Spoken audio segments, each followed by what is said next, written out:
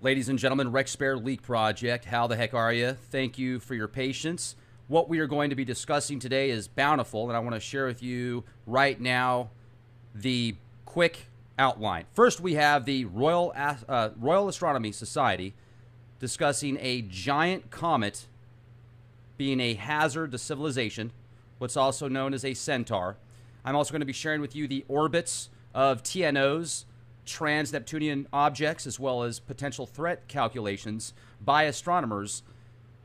Now, the threat potential calculations by the astronomers in England suggest a centaur gets catapulted across Earth's orbit every 40 to 100,000 years. Now, should Earth encounter a centaur, aka large comet, it would most likely disintegrate in the Earth's atmosphere. However, it's likely at least some of the comet's sizable fragments would impact Earth. You don't say. Now, in the latest issue of the journal Astronomy and Geophysics, researchers argue that a centaur event, let me get this set up over here. Okay, so I just had to move my screen around a little bit. So in the latest issue, Astronomy and Geophysics, researchers argue that a centaur event is to blame for significant disruptions, as well as the decline of several ancient civilizations some 30,000 years ago. Now, also, another study, scientists suggest large giant comets may pose a greater risk to life on Earth than asteroids. Giant comets, called centaurs, travel through the outer realms of the solar system on unstable orbits. Now, because they're unstable, they can't give a precise calculation, only within certain parameters. Also, new research shows that these centaurs occasionally get slung from their normal path around the sun, and they'll redirect towards Earth by the gravitational pull of our solar system's gas giants. So they get thrown to Earth. Now, I'm leaving links in the video description box on all of these slides that I'm going to be sharing with you. Let's take a look at this one right here. I don't know how the I don't know how the audio's coming in. Hope it's all coming in good right now. But look at all these objects that they're discovering. It's like more and more and more and more. And also, let me add to this. Let me break this down.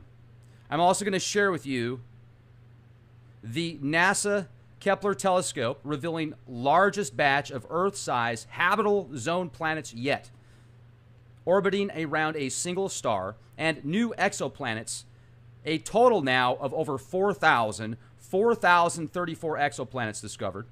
I'm going to share links and go directly to the information as I'm doing this presentation, so stay with me, folks. I'm also going to share with you multiple binary star orbits in the Kuiper Belt that have been observed. I'm going to share with you the massive Planet 9 orbit around our sun, as well as many other planets, aka TNOs. They call them trans-Neptunian objects. I call them planets because that's what they are. So Planet 9 and other TNOs orbiting our sun. And then I'm going to share with you a few orbits that have these really bizarre, these planets are very strange orbits that actually go the opposite direction. Let me just put it to you this way. If you've got planets, say they're going horizontal in an orbit, just imagine that in your mind as a reference point. Well, these other planets are going vertical. So, and they've been discovered and called TNOs.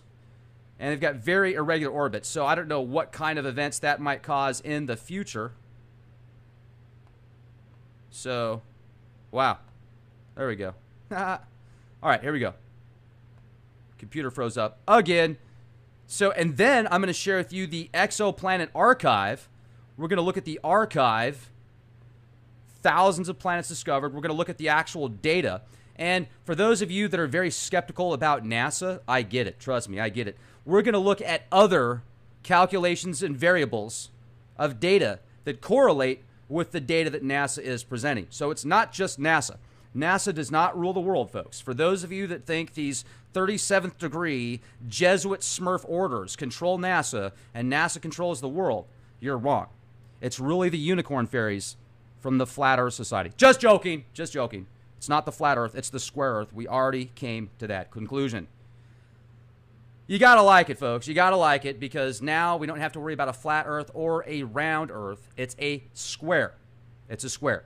It's hip to be square. It's hip to be square. I knew it. Huey Lewis was onto something when he was talking about it's hip to be square. It's not, he wasn't saying it was cool to be boring. He was saying it's cool to join the cult of Saturn. Boom! I don't know about that. I'm stretching there. I'm stretching there. So once again, you got to like it. All right. So let's get started now.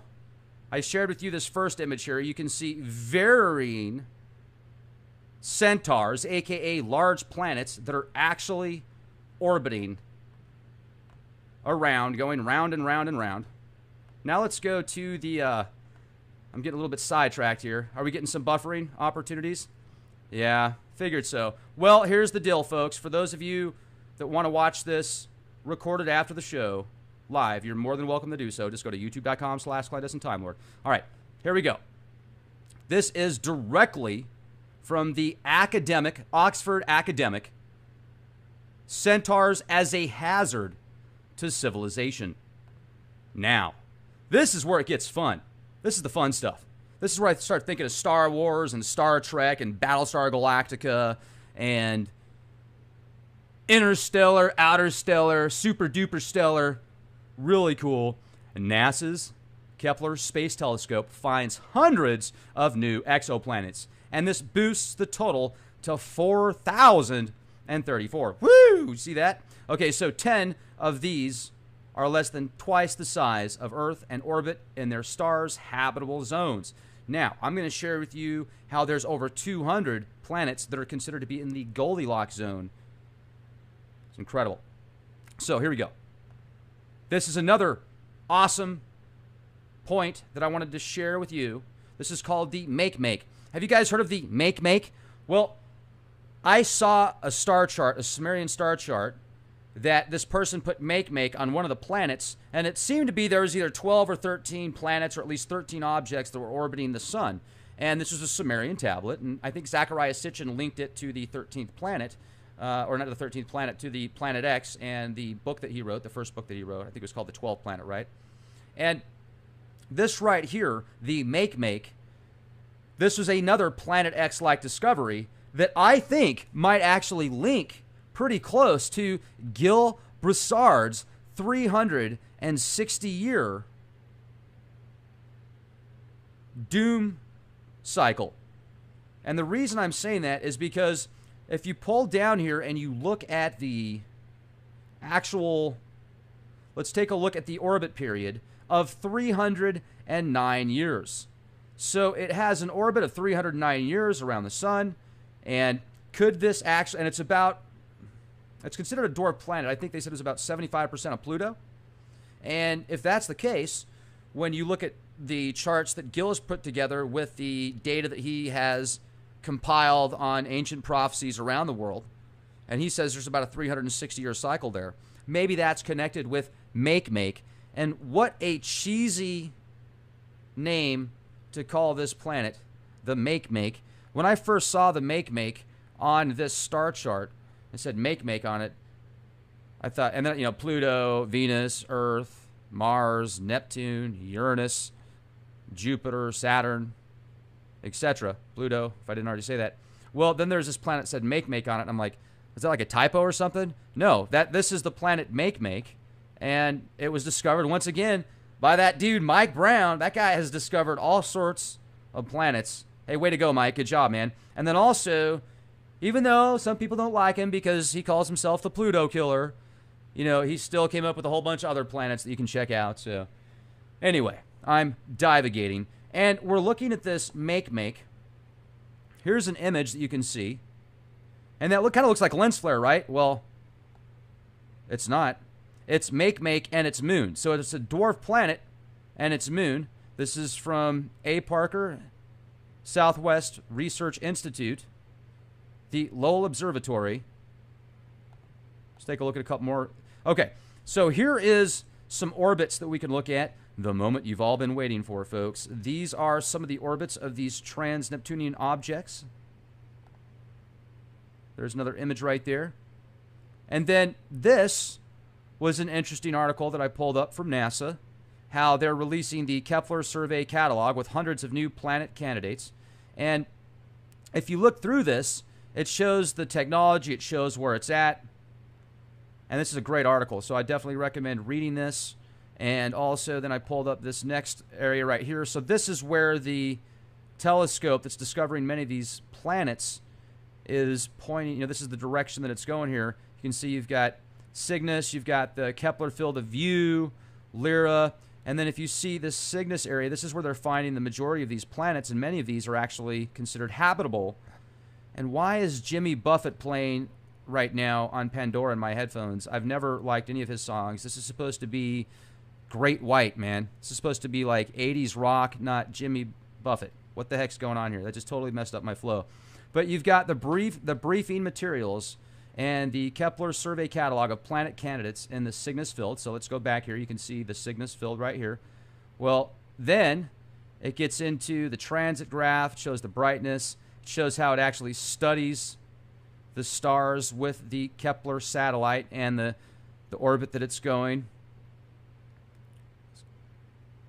And then let's take a look at the different missions that NASA, I know some people say never a straight answer. I get it. This right here, you can see the different satellites that they've used, the different missions, and then also the ground-based observatories that they've got them linked up to. And then here's some data. This is what I like to see, the actual data. New Kepler planet candidates. You can see there are a ton of them. And it shows you the orbits. So up to 1,000-day orbit period, you can see on the bottom. And then if you look at the size of these planets, you can see some of them are as big as Jupiter. Some of them are as large as Neptune. Then you've got a whole bunch in the Earth-sized area. And then you'll also notice the yellow within the blue. And what that is in reference to is that's showing you the new discoveries.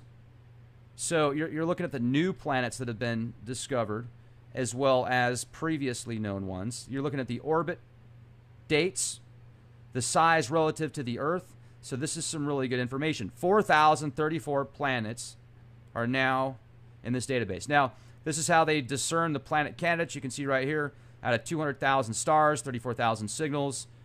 Then they've got a different way to test the data. Sometimes they use images. Sometimes they use different scanning techniques. There's several formulas that they use, and they actually talk about that. But let's look at this habitable zone here. Right now, harp on, you can see many have been confirmed to be in the Goldilocks zone. And then you've got the candidates and the new candidates and those that are confirmed, which is interesting. You can also see the stars. And then this is the long period planets that they've been studying. Now, this is just fascinating. Now, let's go to the next slide here. This is where the raw data is. So this is the kind of stuff I like to read up on because this is the kind of stuff many amateur astronomers can also verify because they're going to show you the orbits and the paths and where you want to line up your telescope. And some people have $10,000 telescopes. Some people have $2,000 telescopes. I've got an 8-inch telescope that does a good job.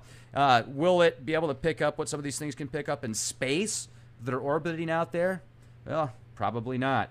But let's see what we've got right here. Confirmed planets in the Kepler mission count, 2,337. They've got 4,496 candidates. They've got 290 confirmed in the Goldilocks zone. So 4,585 candidates and confirmed planets. What you're looking at right here, I find this a little bit more... This one's interesting. I find this one interesting because if you're looking at these orbits, you can see Neptune, Uranus, Saturn doing their thing, but then you've got 3 different areas of concern there. You see how they're going around the circles, the vertical horizontal orbits in a vertical format. At least that's what it looks like at this slide currently. Will that be something that might cause different opportunities in the future as well, which will kind of, cause an effect within the solar system? Imagine throwing in a bunch of magnets in a ping pong area there. So not ping pong, yeah, ping pong. Anyway, nanny, you guys know where I'm going with this. This music's totally messing with me. I'm listening to Jimmy. Man, totally screwing me up right now. Anyway, I apologize about that. In a minute, something else is going to come on, and I'll be back to normal. So this is another area of concern, folks. You're looking at the 2015 RR245, another planet orbit, and you'll see here it's got a very long orbit. It's going to be a long time before it gets close again, but this is directly from the University of Hawaii. Then I shared this with you yesterday. You can see Planet 9 there, Planet X, Planet 11, Planet 12, Planet 13, Planet 14, Planet 15. There's a whole bunch of planets, folks, right there.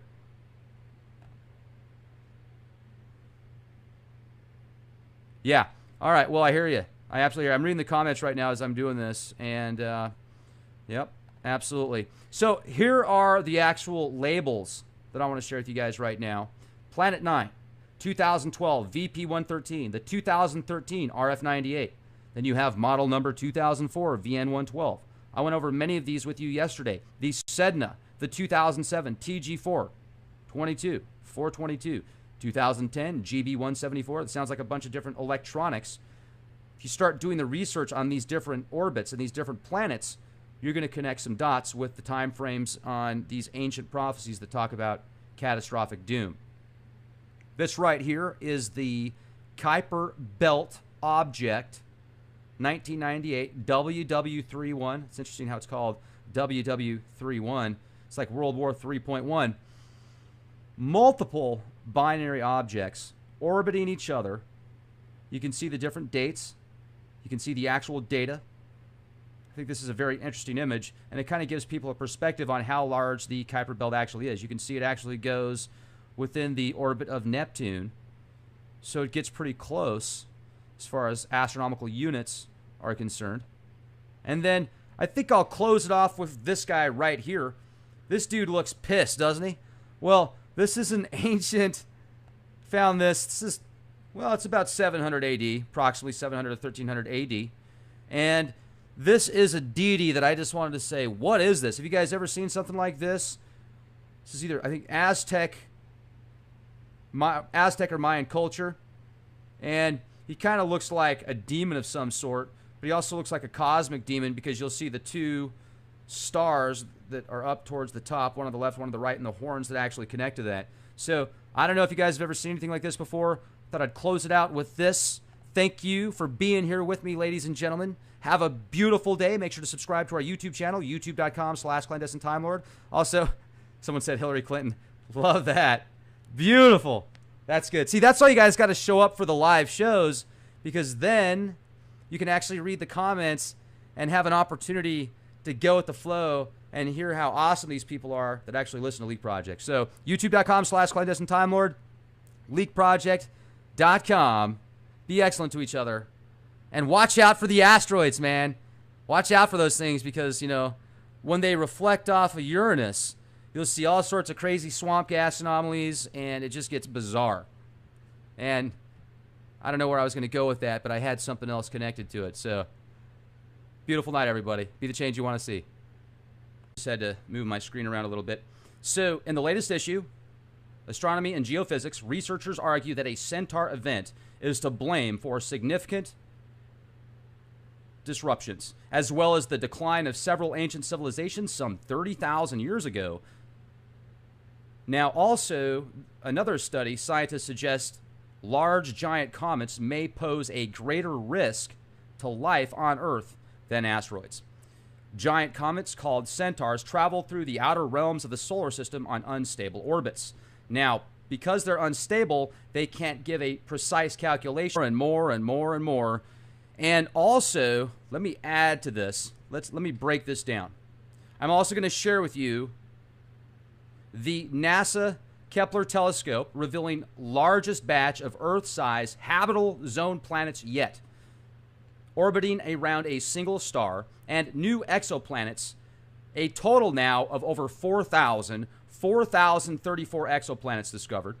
I'm going to share links and go directly to the information as I'm doing this presentation, so stay with me, folks.